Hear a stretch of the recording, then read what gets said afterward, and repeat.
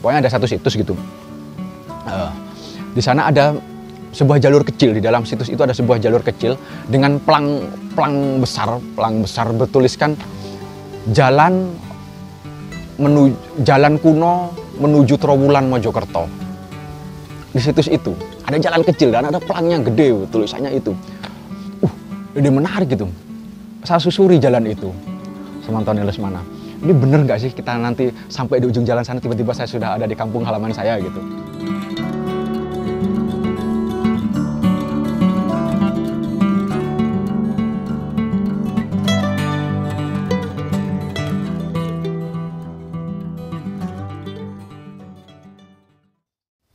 Awalnya saya tidak tahu sebenarnya apa yang setiap kali ada pertanyaan bagaimana saya mulai awal-awal menulis, saya selalu kebingungan kenapa saya bisa menulis atau hal-hal semacam itu, karena saya lahir di keluarga petani, bapak dan ibu saya petani, lingkungan saya sebagian besar adalah petani gitu. Tidak ada perpustakaan di Pacet, di tempat saya lahir dan tumbuh besar gitu. Bahkan tidak ada juga orang jual koran gitu di situ gitu. Ada satu toko yang menjual buku-buku, dan itu pun juga buku-buku tulis saja gitu. Buku-buku tulis atau buku TTS lah gitu. Awal-awal itu gitu. Sampai SMA mungkin saya tidak pernah berhubungan dengan itu ya, berhubungan dengan dunia sastra mungkin, kecuali waktu SD ada perpustakaan yang menyediakan Siti Nurbaya atau apa dan lain sebagainya gitu. Sama mungkin seperti banyak perpustakaan di sekolah-sekolah gitu. Saya kemudian kuliah di Malang dan tetap tidak berhubungan dengan dunia sastra, tidak tahu apa-apa tentang sastra gitu. Ketika saya selesai kuliah pada tahun 2007, saya pulang kembali ke Pacet gitu dari Malang. Mungkin karena tidak tahu apa yang harus saya lakukan atau apa gitu ya, tidak tahu harus melakukan apa. Akhirnya saya menulis gitu. Saya tidak tahu momen apa yang kemudian menyebabkan saya tiba-tiba memutuskan untuk menjadi penulis atau apa, tapi saya ingat betul bahwa saya mulai serius untuk menulis gitu sejak tahun 2007 itu gitu. Pada tahun-tahun itu saya bahkan belum tahu ada seseorang yang bernama Gunawan Muhammad misalnya. Saya tidak tahu ada orang namanya Sapardi Djoko Damono gitu. Penyair yang saya tahu ya Chairil Anwar itu, karena dia ada di buku pelajaran sekolah mungkin seperti banyak orang gitulah. Saya tidak tahu hal-hal semacam itu. Saya tidak tahu bahwa setiap hari Minggu atau setiap akhir pekan itu ada puisi-puisi yang tayang di koran gitu misalnya. Saya tidak tahu bahwa Kompas itu menayangkan puisi gitu. Saya benar-benar tidak tahu apapun.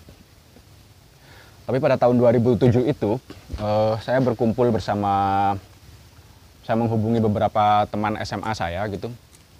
Kemudian kami membentuk satu kelompok kecil namanya Komunitas Pondok Kopi. Ada 3 atau 4 orang gitu anggotanya, teman-teman SMA saya. Kami sama-sama belajar menulis di situ gitu, di Komunitas Pondok Kopi, dan kami tidak tahu bahwa apakah ada lagi orang di Mojokerto yang menulis puisi atau menulis cerpen atau menulis novel gitu. Kami waktu itu belum tahu sama sekali gitu. Tapi pada waktu itu juga kami mulai, karena kami punya banyak sekali waktu luang gitu, kami keliling-keliling gitu ke Mojokerto. Jarak Mojokerto dari Pacet itu sekitar 35 kilo. Sekitar 35 kilo. Suatu hari ketika saya jalan-jalan ke Mojokerto, saya melihat ada sebuah bangunan agak tua gitu ya, bangunan tua. Ada plang bertuliskan Dewan Kesenian Mojokerto di situ.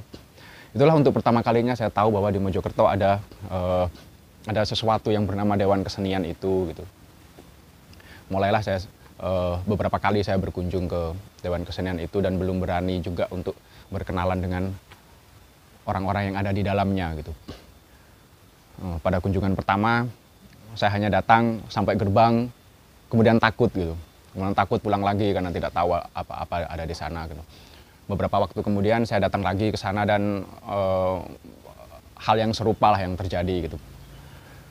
Sampai beberapa kali terjadi seperti itu. Pada akhirnya karena setelah beberapa kali itu akhirnya ada 1-2 yang kenal di sana, dan sejak saat itu juga terbuka terbuka jalan untuk menjalin jaringan dengan beberapa teman di Mojokerto, dan saya terkejut juga ketika tahu bahwa di Mojokerto ini ternyata ada juga penyair, ada juga orang yang menulis puisi gitu, ada juga orang yang menulis novel meskipun nggak banyak yang menulis novel ya. Ada satu teman saya ternyata yang kemudian saya kenal di sana, namanya Saiful Bakri, dia juga berpengaruh banyak banget ke saya. Dia seorang penyair buruh. Dia bekerja di di kawasan industri sebagai buruh di sana, dan dia menulis puisi-puisi buruh yang keras sekali. Dia memfasilitasi saya untuk membaca puisi di beberapa tempat pada waktu itu, sekitar tahun 2007-2008 atau sekitar tahun-tahun itulah. Dan dia memperkenalkan saya dengan beberapa senior yang ada di Mojokerto.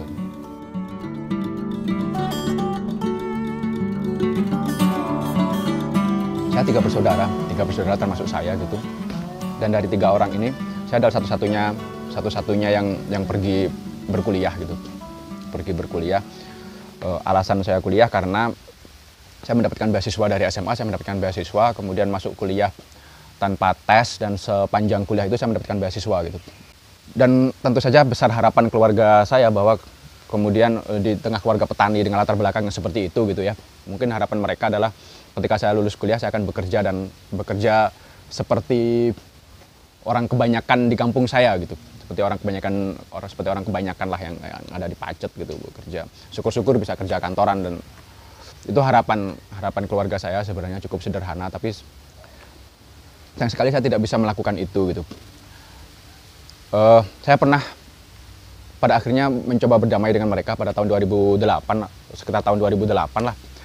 Saya bekerja di sebuah perusahaan telekomunikasi gitu.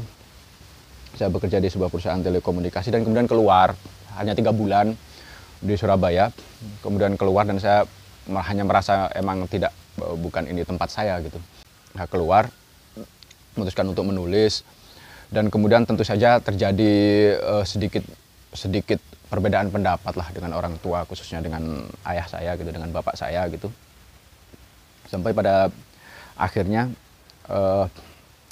ketika perselisihan itu mungkin sedikit memanas gitu mungkin ya.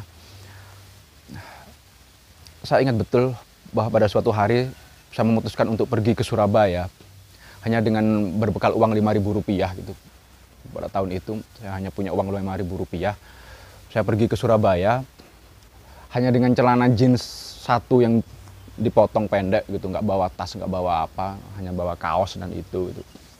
Saya numpang teman saya namanya Ahmad Fatoni. Niat saya pergi ke Surabaya hanya untuk belajar menulis puisi, karena saya tahu di Surabaya ada beberapa komunitas sastra yang mapan gitu kan.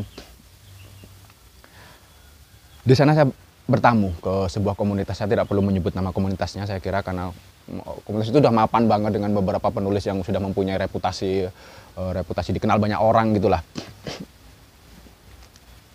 Saya berkata kepada mereka saya ingin bergabung dengan komunitas itu dan belajar menulis puisi. Dan saya ditolak pada waktu itu. Saya ditolak, tentu saja saya kecewa. Itu berat banget, maksudnya itu apa ya? Bahkan ketika kita ingin belajar aja kok gini gitu, kok susah gini gitu. Tapi saya tidak kembali ke Mojokerto pada waktu itu. Saya memutuskan saya numpang di kontrakannya si Ahmad Fatoni, karena Ahmad Fatoni ini selain penulis dia juga aktif di teater kampus di sana, dan dia punya kontrakan untuk menampung beberapa anak teater. Dia juga punya usaha rental komputer gitu, jadi saya di sana membantu untuk mengetik dan lain sebagainya gitu. Selama hampir 3 bulan saya di sana. Di Surabaya mungkin akses ke koran atau saya bisa membaca koran lah. Saya juga bisa menumpang membaca buku-buku yang dipunyai Ahmad Fatoni dan lain sebagainya gitu. Saya mungkin tidak belajar di komunitas itu, tapi saya juga mendapatkan banyak hal di sana gitu. Saya menghadiri beberapa acara gitu. Kemudian pada akhirnya setelah 3 atau 4 bulan orang tua saya menelpon gitu. Semacam undangan untuk berbaikan gitu, dan saya memutuskan untuk pulang. setelah itu. Ketika itu karena suasana di keluarga sudah baik, saya mulai juga melunak gitu dan mulai berpikir juga mungkin saya harus mencari pekerjaan lain gitu yang lebih pasti dan lain sebagainya. Pada akhirnya saya mencoba melamar kerja ada seorang teman kuliah saya memberitahu saya ada lowongan di sebuah bank gitu ya, bank nasional. Oke, saya melamar ke sana. Diterima. Tapi ketika kemudian pada waktu itu saya sudah mulai menulis cerpen. Kemudian ketika hampir pada hari ketika saya seharusnya masuk itu, saya ingat betul waktu itu hari Rabu gitu, saya mendapatkan telepon bahwa hari Kamisnya saya sudah harus masuk kerja gitu di bank itu gitu. Tiba-tiba saya teringat pengalaman ketika saya bekerja di perusahaan telekomunikasi itu dan saya mikir apakah nanti akan saya kerasan atau enggak gitu. Kemudian saya terpikir untuk membuat semacam nadar gitu. Jika sampai hari ini berakhir, sampai saya harus pergi besok, tidak ada kabar tentang apa yang berhubungan dengan dunia kepenulisan gitu. Mungkin memang takdir saya harus bekerja di bank itu gitu, dan mungkin penulisan tidak akan penting lagi gitu. Tapi jika sebaliknya, maka saya memutuskan tidak akan berangkat ke bank itu dan saya hanya akan fokus untuk menulis gitu. Saya ingat betul hari Rabu, cuman tanggalnya saya lupa. Persis 2 jam kemudian atau 3 jam kemudian saya dihubungi oleh Radar Surabaya. Pada waktu itu Radar Surabaya punya halaman sastra, honornya 200.000 untuk masa itu dan mereka transfernya cepat banget. Ada satu cerpen saja yang dimuat hari Minggu sebelumnya dan mereka ingin mentransfer honor tapi ternyata saya salah mencantumkan nomor rekening. Mereka menghubungi saya untuk konfirmasi nomor rekening. Setelah itu, besoknya saya tidak berangkat. Saya tidak memenuhi panggilan bank itu dan sejak saat itu pula saya tidak pernah mencoba mencari pekerjaan lain dan memang benar-benar fokus untuk menulis gitu. Itu sekitar tahun 2009 lah, sekitar tahun 2009 atau 2010-an lah, sekitar tahun itu gitu. Ya sejak saat itulah terakhir kali saya mencoba seperti itu dan pada akhirnya keluarga saya juga mulai menerima keputusan saya untuk menjadi penulis dan tidak pernah lagi kami terjadi konflik di antara kami terkait pilihan hidup ini gitu. Mereka menerima gitu.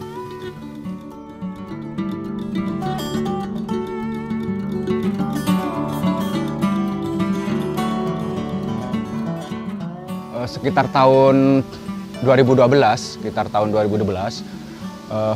saya dipacet waktu itu dan karena saya punya banyak waktu luang, tentu saja saya sering nongkrong sama teman-teman kampung gitu di pinggir jalan. Ada satu di tempat saya, di kampung saya itu ada patung sapi sebagai penanda kampung gitu ya. Dan di seberang patung sapi ini ada kayak bangunan-bangunan yang nggak dimanfaatkan gitu. Di pinggir kali gitu ada bangunan-bangunan kosong. Di kemudian hari salah satunya akan menjadi kafe gitu. Tapi kami nongkrong di situ dulu itu, di sekitar patung sapi itu. Mungkin seperti kebanyakan anak muda gitu ya, ketika nongkrong dan tidak melakukan apapun, pada akhirnya muncul aja 1 atau 2 orang yang mengawali beli minum yuk gitu. Katakanlah seperti itu, hal-hal seperti itulah, beli arak, beli apa gitu, beli minum lah dan lain sebagainya gitu. Hampir setiap hari kami melakukan itu gitu. Kemudian sesekali di dalam obrolan-obrolan itu kan ada yang bawa gitar, ada yang bawa apa gitu. Saya terpikir untuk bagaimana jika anak-anak ini yang nggak mengerti, yang nggak berhubungan dengan dunia sastra sama sekali ini gitu, itu dan hanya gitar-gitaran ketika mabuk dan lain sebagainya gitu, bisa nggak sih kita nggarap musikalisasi puisi kalau dari sini gitu. Itu awalnya ada sekitar 6 atau 7 orang lah, di bawah 10 orang lah pada waktu itu. Pada akhirnya kami sepakat untuk membuat itu gitu. Dari puisi-puisi saya tentu saja. Dari puisi-puisi saya kami mencari teman lain yang bisa menyanyi. Saya membacakan puisi, di situ ada teman yang bawa gitar. Karena keterbatasan kami bawa galon air, awalnya galon air juga gitu. Mulai bikin alat musik yang dari bambu diisi beras itu untuk seperti itu. Kami mulai menggarap 1-2 puisi yang kemudian dilakukan gitu. Dan berhubung pada waktu itu saya sudah mempunyai banyak teman lah di Mojokerto gitu ya, di kota Mojokerto sama di Kabupaten Mojokerto. Dan karena di Mojokerto juga jarang kelompok-kelompok yang fokus menggarap musikalisasi puisi, akses kami masuk ke situ mudah banget gitu. Kami segera diajak untuk mengisi acara di beberapa kota. Kami juga pernah akhirnya karena saya juga berhubungan baik dengan seorang kawan saya namanya Denny Misar di Malang gitu. Kami diundang untuk mengisi festival Kampung Cempluk. Kelompok kami namanya G4 kelompok kami itu singkatan dari Grudak Gruduk Kano Gunane gitu. Dalam bahasa Indonesia bersama-sama tidak ada gunanya gitu ya. Karena ya awalnya emang kami ngumpul-ngumpul yang melakukan hal yang tidak berguna gitu. Kami diundang untuk mengisi festival Kampung Cempluk sebagai pembuka dari pentasnya Leo Christie pada waktu itu. Itu pengalaman cukup berharga juga karena bagaimana kami menghadapi penonton yang sebenarnya tidak tertarik sama sekali dengan kami dan mereka hanya menunggu Leo Christie gitu sebenarnya seperti itu. Kami juga pernah, karena mungkin ada beberapa teman di Jombang gitu yang bikin kegiatan gitu. Mereka menyewa gedung besar namanya Gedung Juang atau apa gitu di Jombang. Mereka menyediakan setengah hari untuk kami, untuk kelompok G4 ini, dan menjual tiket untuk itu gitu. Menjual tiket itu pengalaman apa ya, dalam tanda petik mungkin lumayan mengerikan juga itu. Kelompok musikalisasi puisi hanya beberapa kali main lah di beberapa tempat, tiba-tiba dibikinkan acara seperti itu yang ditiketkan gitu. Dan ketika main ya tentu saja tidak banyak yang nonton gitu. Itu menghancurkan mental banget itu. Teman-teman yang memang anak-anak yang biasa hanya nongkrong di jalanan gitu, menghadapi apa ya, katakanlah semacam penolakan atau pengabaian seperti itu gitu, yang main dengan gedung yang sangat luas dan hanya beberapa orang yang menonton, itu ngedon semua, udah down semua, hancur semua itu. Hancur semua. Tapi akhirnya kami tetap main dan selesai gitu. Dan pada sekitar tahun 2013, Dewan Kesenian Kota Mojokerto ini punya agenda rutin bulanan untuk menampilkan masing-masing dari disiplin seni masing-masing gitu, satu disiplin seni tiap bulan gitu. Ketika tiba teater untuk menampilkan pertunjukan, kelompok kami diminta. Itu saya udah ragu-ragu karena saya tidak punya pengalaman dengan teater gitu ya. Tapi teman-teman waktu itu mencoba bersemangat gitu loh. Apa ya artinya, karena juga ada iming-iming uang juga gitu, maksudnya jumlah terbanyak yang ditawarkan ke kami selama itu gitu, ada dana segini gitu, bisa nggak kalian main gitu. Karena teman-teman meyakinkan bahwa kita bisa, akhirnya saya memutuskan untuk menulis naskah gitu. Naskah itu diambil dari 2 cerpen yang berbeda. Satu cerpennya Seno Gumbira Aji Dharma yang berjudul apa ya, 1/1000 detik sebelum pukul 16 atau apa gitu, pokoknya pernah tayang di Kompas. Yang satu cerpennya Putu Wijaya yang dipersembahkan untuk Gunawan Muhammad, lupa saya apa gitu judulnya, bersiap kecewa bersedih tanpa kata-kata gitu, judulnya itu, judul cerpennya. Saya minta izin ke mereka berdua, saya kirim WA, waktu itu belum WA apa ya, SMS kayaknya ya, SMS atau BBM gitu mungkin, meminta izin kepada mereka dan mereka mengizinkan. Akhirnya kita garap naskah itu, dan itu benar-benar mengerikan sekali karena kita tidak ada satupun yang pernah terlibat dalam teater. Kami meminta bantuan kepada teman-teman yang sering garap teater di Mojokerto dan banyak yang bersedia membantu kami, tapi itu tetap juga kami kesulitan luar biasa gitu. Untuk latihan aja susah karena tiap latihan ada aja yang datang dalam keadaan setengah teler gitu, ada yang bener-bener teler gitu, dan ya lebih banyak yang bener-bener teler gitu, datang dalam keadaan bener-bener teler gitu. Bahkan pernah satu kali itu kami datang ke satu tempat di kampungku itu, ada satu bangunan, puing-puing bangunan yang nggak digunakan gitu. Itu tempat itu kami gunakan untuk latihan, biasanya kami manfaatkan untuk latihan. Datanglah sekitar jam 8 pagi atau jam 9 pagi gitu. Saya datang dengan membawa botol minum air mineral gitu. Isinya memang air putih gitu, isinya memang bener-bener air putih. Ketika berpapasan sama tetangga saya orang kampung, udah ditanyain gini, kalian ini pagi-pagi kok udah mau mabuk gitu katanya. Karena citra yang demikian buruk gitu. Ada hal-hal yang seperti itu terjadi gitu. Itu proses itu mengerikan luar biasa. Bahkan sekitar 3 minggu sebelum pentas, 1 bulan sebelum pentas dan belum menemukan bentuk yang pas, di tengah keputusasaan gitu, di tengah keputusasaan dan kebingungan, saya berhenti. Saya bukan orang yang religius, terus terang saya bukan orang yang religius gitu. Saya sering mabuk dan lain sebagainya gitu. Tapi pada waktu itu sekitar 1 bulan sebelum pentas dan belum menemukan bentuk, saya meninggalkan semua mabuk-mabukan dan saya sholat tahajud tiap malam. Saya sholat rutin, saya sholat tahajud, saya ajak teman-teman saya sholat semua itu. Untuk mencari semacam pencerahan dan lain sebagainya gitu. Untuk hal-hal seperti itu. Dan ternyata tetap tidak bisa gitu. Saya baru menyadari, teater ini benar-benar melelahkan, bikin pusing luar biasa gitu. Sekitar 2 minggu kemudian, karena putus asa, saya menghubungi, ada 2 teman, yang satu dosen di STKW, Sekolah Tinggi Kesenian Wilwatikta, dosen teater, yang satu di Mojokerto, sebenarnya anak Jogja apa anak Solo gitu, dia tapi alumni ISI Jogja, anak teater juga. Saya minta bantuan ke mereka, tolonglah ini dalam 2 minggu bisa nggak ini, paling nggak kita bisa pentas saja gitu. Dan syukurnya mereka bersedia datang ke Pacet itu, dari Surabaya ke Pacet hampir 80 kilo, dia salah satu teman saya datang untuk membantu kami gitu. Kami membicarakan ulang semua dari awal, apa yang harus kami lakukan dan lain sebagainya gitu.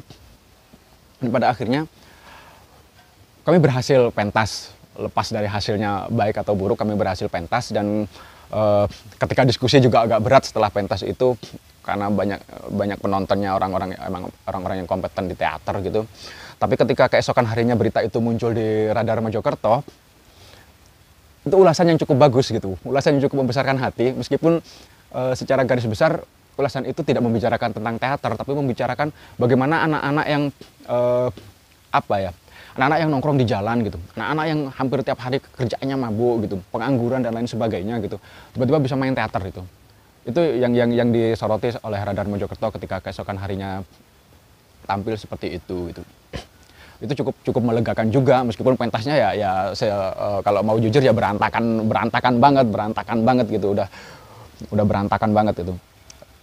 Kelompok itu kemudian bubar pada sekitar tahun 2014 atau tahun 2015 gitu, karena masing-masing udah mulai sibuk sendiri-sendiri, beberapa mulai mendapatkan pekerjaan yang mapan gitu, dan saya mulai sering keluar kota berhari-hari, keluar Mojokerto berhari-hari untuk kemudian tinggal di Surabaya selama beberapa tahun. Akhirnya kelompok itu bubar gitu. Itu ya cukup penting juga sebenarnya kehadiran kelompok itu, terutama pada bagaimana cara saya membaca puisi kalau secara pribadi ke saya gitu, untuk menemukan itu.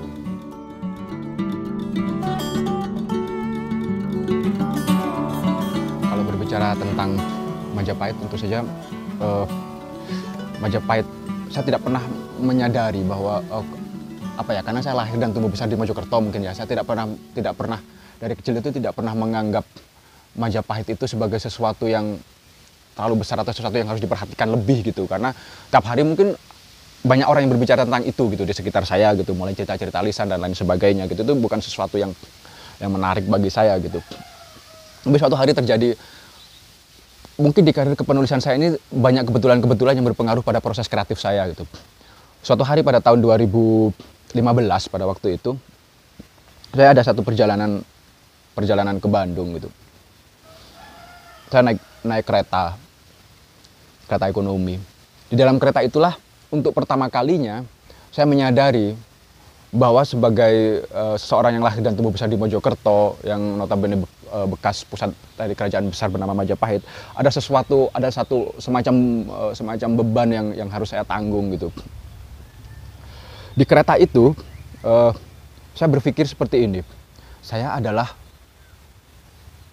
orang yang berhubungan dengan Majapahit, dan saya sedang menuju ke suatu daerah di mana daerah itu merupakan bekas kekuasaan dari kerajaan Sunda yang pada zaman dulu banget itu pernah terlibat perselisihan lah, katakanlah perselisihan dengan Majapahit lewat perang Bubat itu yang berakhir sebagai tragedi itu.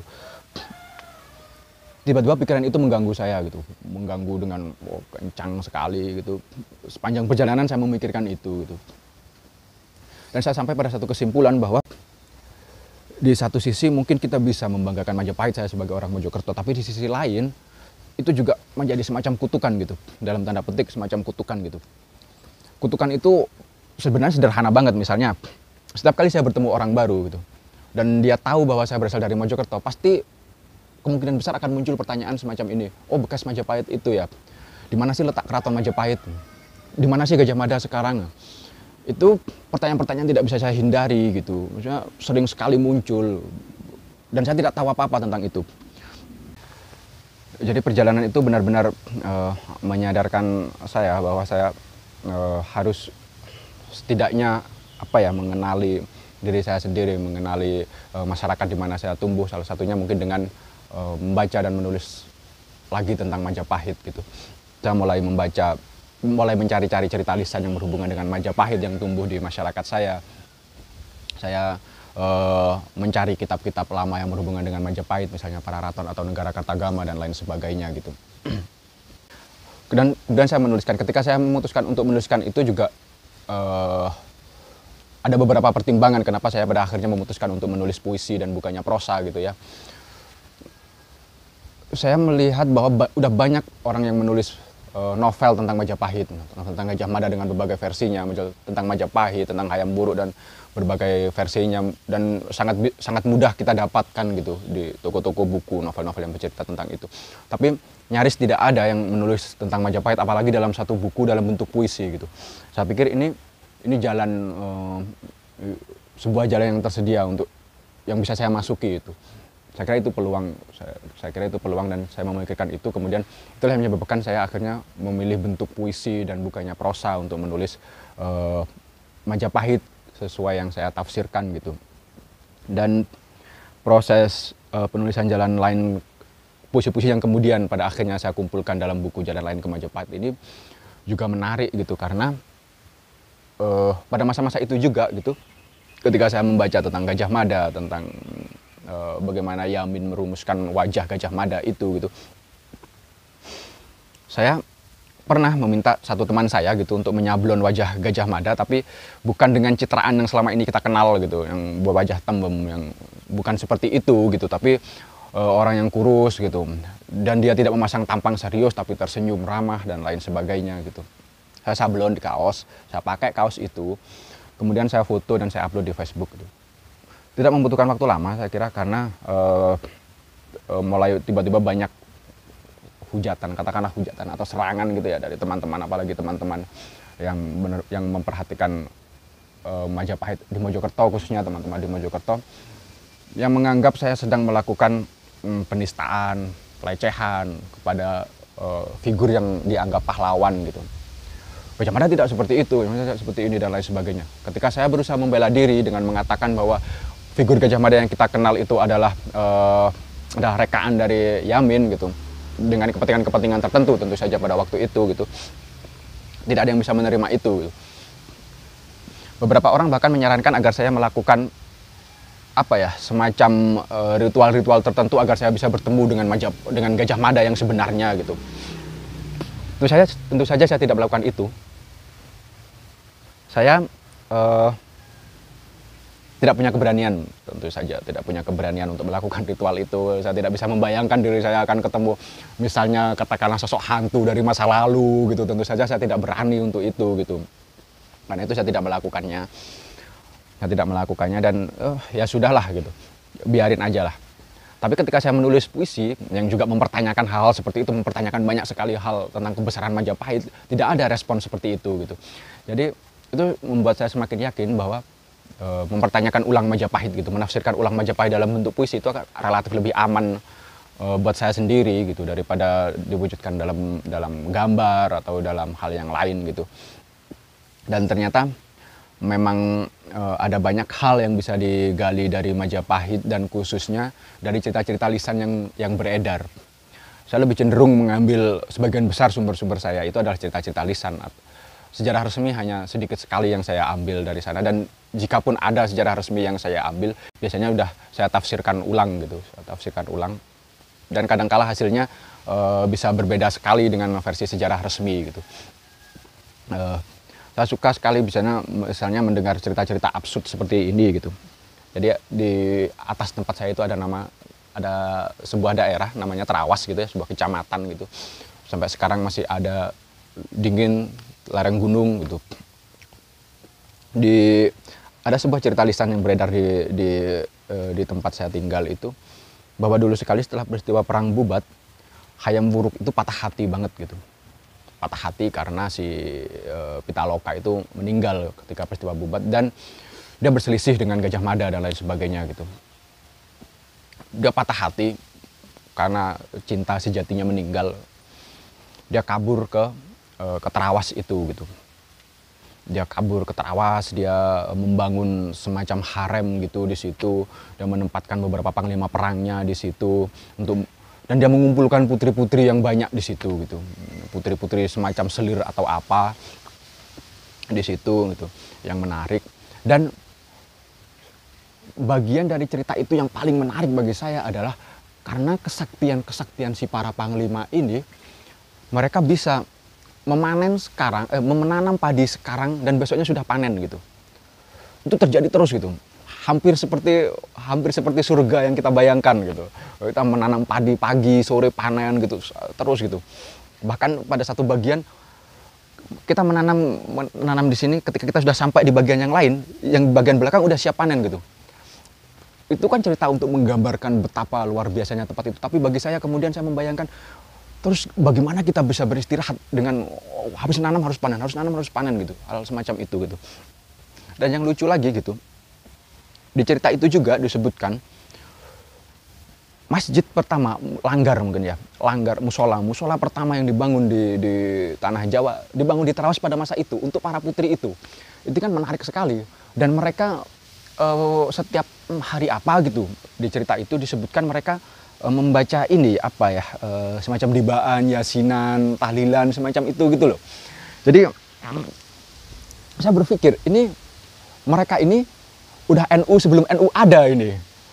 Itu menarik sekali ini. NU ada udah dari maksudnya aku nggak tahu cerita itu muncul sejak kapan gitu ya. Pertama kali cerita itu muncul, tapi cerita itu hidup. Beberapa orang percaya bahwa itu emang terjadi gitu. Di pikiran saya, ini NU sebelum NU ada ini, justru ini keren sekali ini orang-orang Majapahit ini gitu. Si putri-putri yang disimpan sama si Hayam Wuruk itu kan nggak ada di sejarah resmi cita-cita seperti itu. Tapi itu menarik banget gitu. Saya tidak terlalu berpikir apakah ini akan benar atau enggak gitu. Tapi menurut saya ini menarik untuk diangkat sebagai puisi gitu. Ada satu puisi panjang saya yang bercerita, itu judulnya Darasan dari Terawas, ada di buku Jalan Lain ke Majapahit, yang bercerita tentang itu gitu. Ini menarik sekali juga cerita tentang bagaimana misalnya di kolam segaran itu dipakai untuk membuang piring-piring dari emas gitu, untuk menjamu tamu-tamu kerajaan, dijamu dengan sebuah dalam jamuan besar dengan menggunakan piring dari emas, sendok dari perak, gelas dari perak dan lain sebagainya. Dan setelah selesai makan, piring-piring itu tidak dicuci tapi dibuang untuk menunjukkan betapa kayanya Majapahit gitu. Meskipun dalam cerita lisan yang beredar itu ya, meskipun setelah tamu-tamu itu pergi, piring, gelas itu kemudian diangkat lagi. Ada jaring untuk itu di kolam segaran itu. Ini menarik, cerita seperti itu yang sebenarnya kemudian saya angkat untuk mempertanyakan ulang bagaimana sebenarnya Majapahit ini, apakah dia memang sebesar yang kita bayangkan, atau ada hal-hal lain yang justru menarik untuk dilihat juga dari sisi itu. Karena itulah kemudian saya memberi judul kumpulan puisi itu Jalan Lain ke Majapahit. Tidak ada satu puisi yang berjudul itu tidak diambil dari satu judul puisi, tapi secara keseluruhan benang merahnya adalah itu gitu. Dan peristiwa saya menemukan judul Jalan Lain ke Majapahit ini juga cukup lucu juga gitu. Jadi pada tahun 2018 saya mengikuti program residensi penulis yang diadakan oleh Komite Buku Nasional pada waktu itu. Saya memutuskan mengajukan proposal untuk residensi ke Ciamis gitu, ke telatah Kerajaan Galuh yang dulu pernah terlibat dalam peristiwa Perang Bubat itu gitu. Pada waktu itu saya adalah satu-satunya peserta residensi yang laporannya ini tidak berwujud tiket pesawat terbang tapi tiket kereta gitu. Itu juga agak lucu juga karena ditanyain, lo ini kok tiketnya tiket kereta bukan tiket pesawat terbang gitu. Ya tujuannya emang ke Ciamis gitu. Di sana dengan atas bantuan Tony Lesmana saya diajak ke satu situs gitu ya. Ada satu situs apa ya namanya itu ya, situsnya ya. Pokoknya ada satu situs gitu. Di sana ada sebuah jalur kecil, di dalam situs itu ada sebuah jalur kecil dengan plang besar bertuliskan jalan kuno menuju Trowulan Mojokerto. Di situs itu ada jalan kecil dan ada plangnya gede, tulisannya itu. Ini menarik gitu. Saya susuri jalan itu sama Tony Lesmana. Ini bener nggak sih kita nanti sampai di ujung jalan sana tiba-tiba saya sudah ada di kampung halaman saya gitu. Tentu saja enggak ya. Saya jalan ke sana, saya malah ketemu banyak monyet-monyet gitu. Ada monyet kawin juga di sana. Dan saya bawa makanan dan minuman yang juga diminta sama monyet-monyet itu. Saya nggak menemukan, ternyata sampai di ujung itu ya ada kayak apa ya, pertemuan dua sungai gitu, ada beberapa perahu kecil. Tapi tidak ada itu, saya tidak sampai ke tiba-tiba nyampe ke Trowulan, enggak juga gitu. Tapi itu mengganggu pikiran saya sekali gitu, bahwa masih ada plang itu tetap dipertahankan gitu dan ditulis jalan kuno menuju Trowulan Mojokerto gitu. Itu mengganggu saya. Dan ketika manuskrip itu sudah selesai, saya untuk menemukan judul buku, saya bingung judul apa yang sesuai untuk ini gitu, untuk buku ini gitu. Saya teringat plang jalan kuno menuju Trowulan itu. Dari itulah saya kemudian memutuskan untuk memberi judul buku saya Jalan Lain ke Majapahit.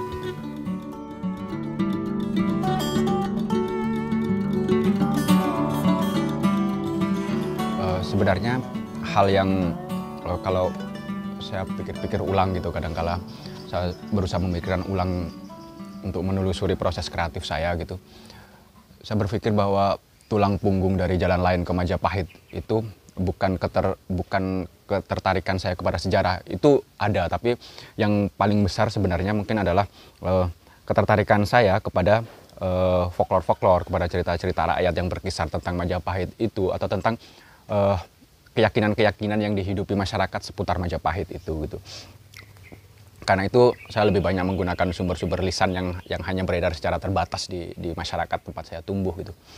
Dan ketertarikan saya kepada cerita-cerita rakyat seperti itu, misalnya cerita-cerita folklore seperti itu atau keyakinan-keyakinan itu udah tumbuh jauh sebelum saya mulai menulis Jalan Lain ke Majapahit itu.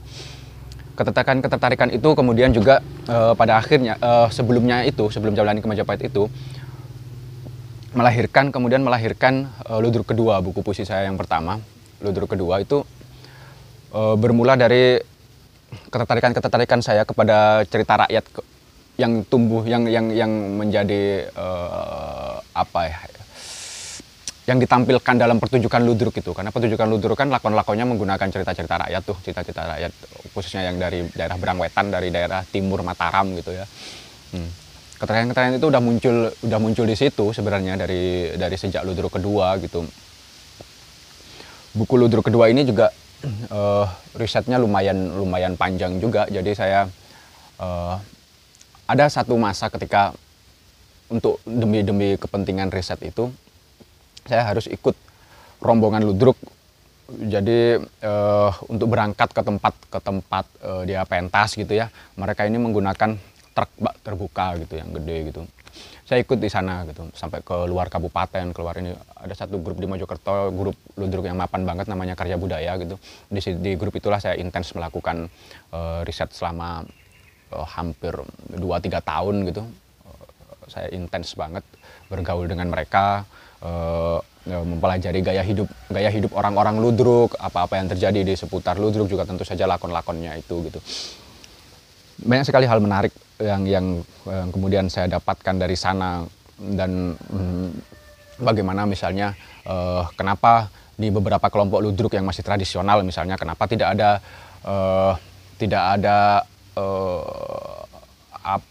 ada seniman perempuan yang terlibat di sana gitu. Kenapa peran perempuan harus dimainkan oleh laki-laki misalnya, hal-hal seperti itu gitu.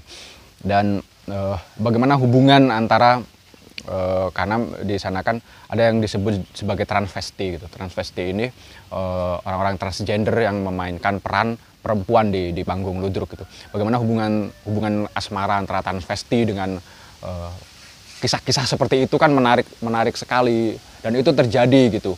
Dan publik ludruk itu bisa menerima hal-hal seperti itu gitu, bisa menerima perbedaan gender seperti itu. Tidak ada masalah di situ, hubungan-hubungan yang seperti itu tidak ada masalah di publik ludruk. Betapa mereka sangat terbuka gitu dengan perbedaan-perbedaan semacam itu, dan itu bagi saya menarik sekali. Selama 3 tahun itu kemudian pada akhirnya saya memutuskan untuk mengumpulkan puisi-puisi ludruk itu sebagai buku ludruk kedua itu. Dan setelah buku ludruk kedua itu selesai gitu ya, manuskrip itu selesai gitu, saya menyadari bahwa masih ada banyak sekali hal tentang ludruk yang bisa saya ceritakan yang tidak tertampung di buku ludruk kedua itu gitu. Itulah pada akhirnya sisa-sisa data dari penelitian untuk ludruk kedua itu kemudian saya olah menjadi novel yang di kemudian hari menjadi novel pertama saya. Judulnya Samaran. Jadi inti ceritanya itu tentang ludruk, tapi jika ludruk kedua itu adalah saya selalu menyebut ludruk yang terjadi di atas panggung sebagai ludruk pertama gitu. Ludruk kedua adalah apa-apa yang terjadi, apa-apa yang ada di pikiran penonton ketika menyaksikan ludruk pertama itu gitu. Samaran adalah sesuatu yang saya ceritakan adalah yang berkaitan dengan sejarah ludruk misalnya. Sejarah ludruk berkaitan dengan peristiwa 65 misalnya, ketika ludruk harus tiarap karena huru-hara itu sampai bertahun-tahun kemudian dia bisa bangkit lagi di bawah pengawasan militer dan lain sebagainya untuk kepentingan Orde Baru dan lain sebagainya gitu. Perkembangan ludruk seperti itu yang ada di Samaran gitu, di novel. Dan bertahun-tahun kemudian ketika setelah Samaran terbit pada tahun 2018, sekitar 3 tahun kemudian, tahun 2021 kemarin, saya menyadari bahwa masih ada hal-hal yang bisa diceritakan ulang tentang ludruk itu yang tidak tertampung di ludruk kedua dan tidak tertampung di Samaran gitu. Dan karena pandemi, karena saya lebih banyak tinggal di rumah di Jogja pada waktu itu, saya memikirkan ulang tentang hal-hal yang tidak tersampaikan di dalam ludruk kedua dan tidak tersampaikan dalam Samaran. Dan saya tahu saya harus menulis satu lagi mungkin buku tentang ludruk. Dan saya sudah menulis puisi, saya sudah menulis novel. Saya bisa menulis cerpen ini untuk melengkapi apa yang kemudian saya sebut sebagai trilogi ludruk itu gitu. Saat ini naskah itu sudah selesai gitu, dan akan segera terbit. Kumpulan cerpen, judulnya Cerita dari Brangwetan. Saya menyebut ini sebagai cerita-cerita dalam Cerita dari Brangwetan ini sebagai sesuatu yang terjadi sebelum ludruk pertama. Jadi jika ludruk kedua adalah sesuatu yang terjadi di kepala penonton ketika menonton ludruk, dan ludruk pertama adalah sesuatu yang terjadi di atas panggung ketika ludruk dipentaskan, maka Cerita dari Brangwetan ini adalah sesuatu sebelum ludruk pertama. Dia ada dalam perjalanan antara kerobong atau ruang persiapan untuk pentas ludruk dengan panggung gitu. Dia adalah semua yang terjadi di antara itu gitu. Itu yang kemudian saya kumpulkan dalam buku Cerita dari Brangwetan yang saya harap bisa segera terbit. Saat ini sudah 1 atau 2 bulan lagi kemungkinan akan terbit sesuatu sebelum ludruk pertama. Jadi memang mungkin sebagai seorang yang tumbuh tanpa akses ke buku yang memadai, tanpa akses ke koran, tanpa lingkungan orang-orang, tanpa ada teman yang tumbuh dan kemudian menulis gitu. Cerita-cerita rakyat seperti itu yang biasanya muncul dalam obrolan-obrolan dengan orang tua atau di warung kopi itu mungkin membekas banget, dan itu mungkin yang sampai hari ini mungkin membekas dan membuat saya tertarik untuk selalu mempelajari atau mendengarkan atau mencari ulang tentang cerita-cerita folklore, cerita-cerita rakyat, keyakinan-keyakinan yang hidup di masyarakat saya tumbuh gitu.